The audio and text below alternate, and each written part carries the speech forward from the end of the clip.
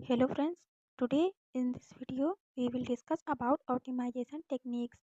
Optimisation techniques में आज हम एक क्वेश्चन को देखेंगे जो कि हमारा है डिफाइन क्वाड्रेटिक फॉर्म कि हमने डिफाइन क्वाड्रेटिक फॉर्म को डिफाइन करना है and explain the method to determine the definiteness of the quadratic form based on eigen values and test the definiteness of the following functions f x1 x2 x3 equal to minus 7x1 का square minus 7x3 का square minus 10x2 का square plus 4x1 x2 minus 2x1 x3 plus 4x2 x3 यानी कि हमें ये जो function given है इसकी डेफिनेटनेस बतानी है कि यह पॉजिटिव है कि निगेटिव है, पॉजिटिव सेमी डेफिनेट है, निगेटिव सेमी डेफिनेट है कि यह इनडेफिनेट है।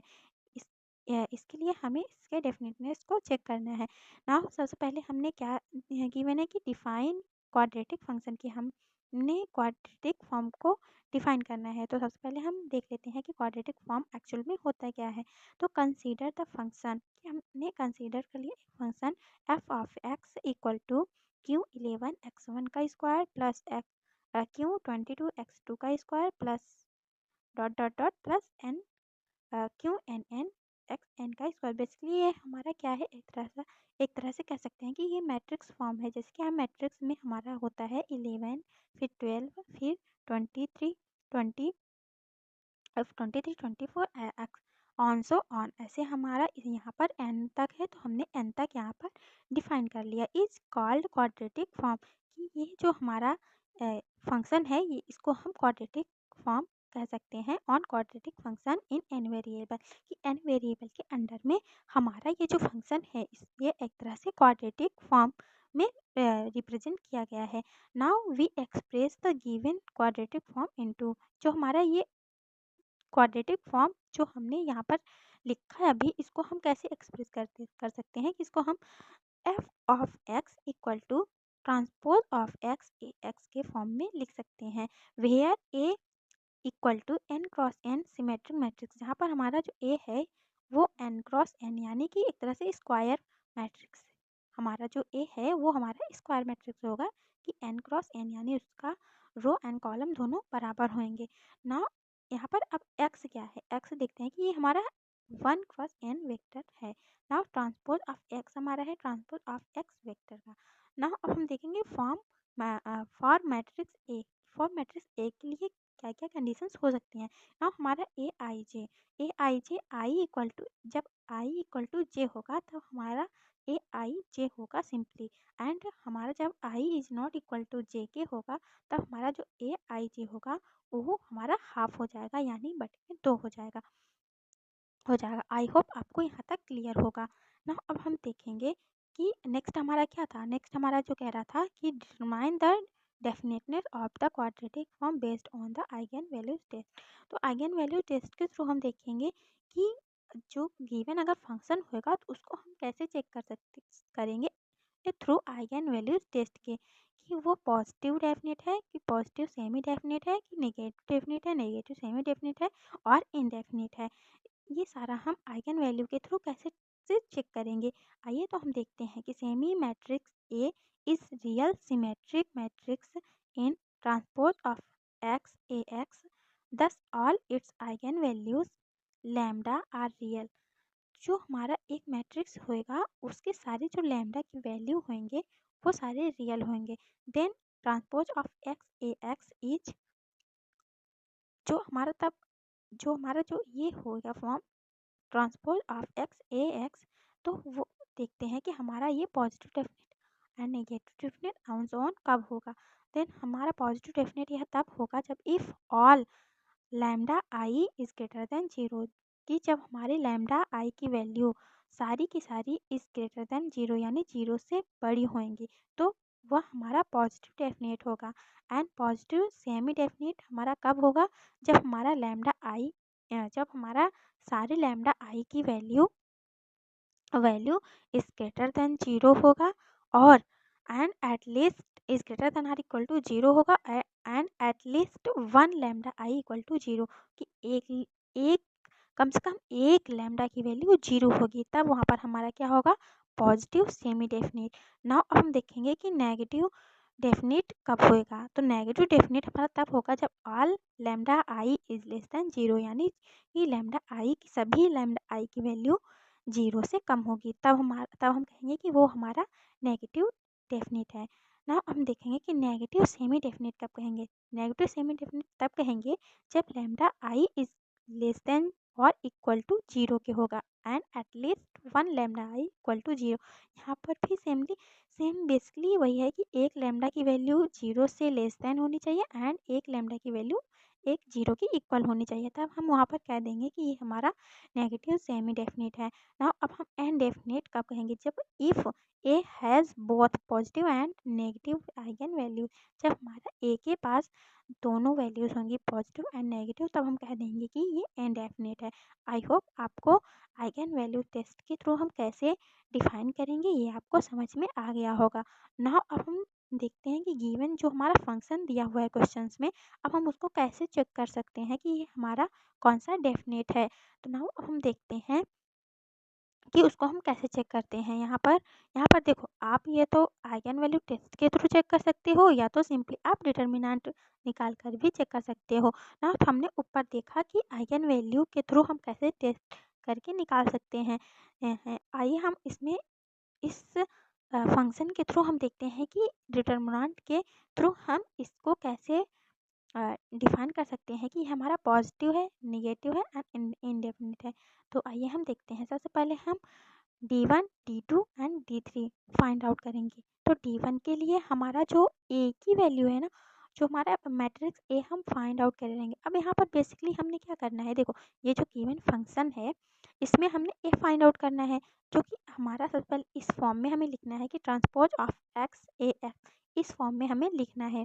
तो हम ए कैसे फाइंड आउट करते हैं, देखो अगर हमारे पास 3 वेरिएबल जैसे कि x1, x2, x3 ऐसा गिवन है अगर फंक्शन में, तो हम इस फार्मूला को अप्लाई करेंगे। एक तरह से बेसिकली कह लो फार्मूला क्या है, एक तरह से कह लो कि जैसे कि यहाँ पर हमारा x1 का स्क्वायर, x2 का स्क्वायर एंड x3 का स्क्वायर। तो यहाँ पर देख रहे हो आप, डायगोनल में जितने भी हमारे x हैं उनका सारा का सारा हमारा पावर यानी स्क्वायर में है, एंड फिर हम x1, x2, x1, x3 सबका हाफ कर देंगे। इसके थ्रू हम ए है उस ए मैट्रिक्स फाइंड आउट कर लेंगे थ्रू गिवन द फंक्शन। तो आइए हम इसको फाइंड आउट करते हैं। देखो सबसे पहले x1 स्क्वायर, तो हम देखेंगे फंक्शन में कि x1 स्क्वायर का कोफिशिएंट क्या है। तो x1 स्क्वायर का जो कोफिशिएंट होगा उसको हम यहाँ पर लिख लेंगे। नाउ हम देखेंगे कि x1 x2 का कोफिशिएंट क्या है, देन फिर उसका हमें यहाँ पर हाफ लिखना पड़ेगा। तो x1 x2 का कोफिशिएंट यहाँ पर देखो क्या है, 4 है, तो 4 का हाफ कितना होगा, 2। देन हमने यहाँ पर 2 लिख लिया। अब लाइक दिस हमने यहाँ पर ये देखना है कि x1 x3 का कोफिशिएंट क्या है। यहाँ पर हम देख रहे हैं कि x1 एंड x3 का कोफिशिएंट -2 है। -2 का हाफ करेंगे तो हमारा कितना आएगा, -1। देखो यहाँ पर हमने -1 लिखा है ना। ऐसे ही सिमिलरली हम आगे भी ऐसे फाइंड आउट करके और जो हमारा गिवन फंक्शन होगा उसमें से देखकर फाइंड आउट करके ये निकाल लेंगे। आई होप एक कैसे फाइंड आउट करते हैं आपको ये समझ में आ गया होगा। नाउ देखो ये तो हमारा हो गया कि जब तक हमारे पास 3 वेरिएबल्स गिवन हो तब हम निकालते हैं। नाउ अब हम देखेंगे कि अगर 2 वेरिएबल्स ओनली दिया हो तब हम ए की वैल्यू कैसे फाइंड आउट करेंगे। तो सिमिलरली वैसे ही है, ज़्यादा कुछ नहीं है यहाँ पर। जब हमारे पास 2 गिवन है तो हम सेम वैसे ही फाइंड आउट करते हैं, जैसे कि x1 का स्क्वायर एंड x2 का स्क्वायर। यहाँ पर x1 x2 का हाफ हो गया, यहाँ पर x1 x2 का हाफ हो गया। तो यहाँ पर हम देख लेते हैं एक एग्जाम्पल के थ्रू। तो यहाँ पर हमने एक एग्जाम्पल ले लिया कि f of x 2 + 2x1 + 3x2 minus x1 का स्क्वायर माइनस x2 का स्क्वायर। ये तो हमने एक एग्जाम्पल ले लिया, सपोज दैट। तो अब हम इसमें ए कैसे फाइंड आउट करेंगे, देखो ए हमारा यहाँ पर x1 का स्क्वायर है, तो यहाँ पर देखो फंक्शन में x1 का स्क्वायर कहाँ है, x1 स्क्वायर का कोफिशिएंट क्या है, -1, तो हम यहाँ पर -1 लिख लेंगे। अब हम देखेंगे कि x1 x2 है, तो अब हम देखेंगे इस फंक्शन में कि x1 x2 कहाँ पर है। देखेंगे कि x1 x2 इसमें नहीं है, तो हम सिंपली क्या करेंगे, जब अगर कोई वैल्यू वहाँ पर प्रेजेंट ना हो तो हम उसकी जगह पर क्या लिखते हैं, 0 लिखते हैं। तो यहाँ पर हमारा 0 आ गया। आई होप ये हमने एक मैट्रिक्स कैसे निकाला आपको समझ में आया होगा। अब हम देखेंगे इस फंक्शन को हम डिटर्मिनेंट के थ्रू कैसे आगे फर्दर करके कंटिन्यू करके इसको निकाल सकते हैं। ये पॉजिटिव है, नेगेटिव है एंड इंडेफिनिट है। तो देखो हमने D1 फाइंड आउट करने के लिए जो हमने मैट्रिक्स ए निकाला होगा उसका हमारा फर्स्ट एलिमेंट या कह लो कि A11 और x1 का स्क्वायर, बेसिकली हमने यहाँ पर क्या लिखा था, x1 का स्क्वायर था हमारा, तो उसका कोफिशिएंट हमने -7 लिख लिया एंड वो ना समझ में आया तो हमने A11 ले लिया। तो इस मैट्रिक्स का A11 का वैल्यू क्या है -7, तो यहाँ पर हमने -7 लिख लिया। ठीक है, आई होप आपको ये समझ में आ गया होगा। नाउ अब इसका डिटरमिनेंट क्या होगा, -7 है तो -7 ही आ जाएगा। नाउ हम D2 देखेंगे। D2 में हमने क्या फाइंड आउट करना है कि D2 में हमने एक इससे छोटा सा डिटर्मिनेंट ले लेना है, यानी जैसे कि 3 क्रॉस 3 का है ये मैट्रिक्स, तो हम इसको D2 निकालने के लिए यहाँ पर 7 2 10 माइनस माइनस सॉरी -7 2 2 -10 ये हमने 4 एलिमेंट्स को ले लेना है D2 फाइंड आउट करने के लिए। देन सिंपली हमने इसका डिटर्मिनेंट निकाल लिया जो कि हमारा आ गया 66। नाउ अब हम D3 करेंगे। D3 फाइंड आउट करने के लिए जो हमारा A है उसका डिटर्मिनेंट, यानी जो हमारा पूरा मैट्रिक्स है उसका डिटर्मिनेंट निकाल लेंगे। तो हम मैट्रिक्स ए का डिटर्मिनेंट निकाल लेते हैं। तो यहाँ पर देखो ए का डिटर्मिनेंट हमारा निकालने के लिए हमने यहाँ पर लिख लिया सिंपली वही सारा कुछ।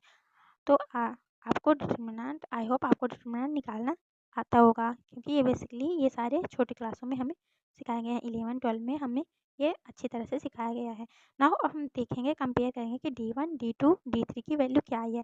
तो हम यहाँ पर देख सकते हैं कि D1 की वैल्यू जो आई है वो हमारी इज लेस देन 0 है एंड D2 की वैल्यू हमारी इज ग्रेटर देन 0 है एंड D3 की value again is less then 0 है।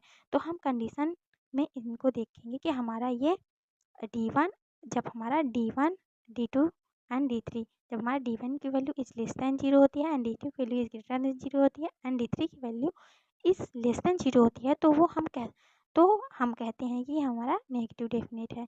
आई होप आपको ये पूरा प्रोसेस एंड पूरा ये जो हमने अभी समझाया आपको सारा क्लियर हो गया होगा एंड समझ में आ गया होगा। अगर आपको ये सारा समझ में आया होगा तो प्लीज़ हमारे चैनल को सब्सक्राइब करें और बेल आइकन को प्रेस करना ना भूलें ताकि ऐसे ही वीडियोस आप तक पहुंच जाएं। धन्यवाद।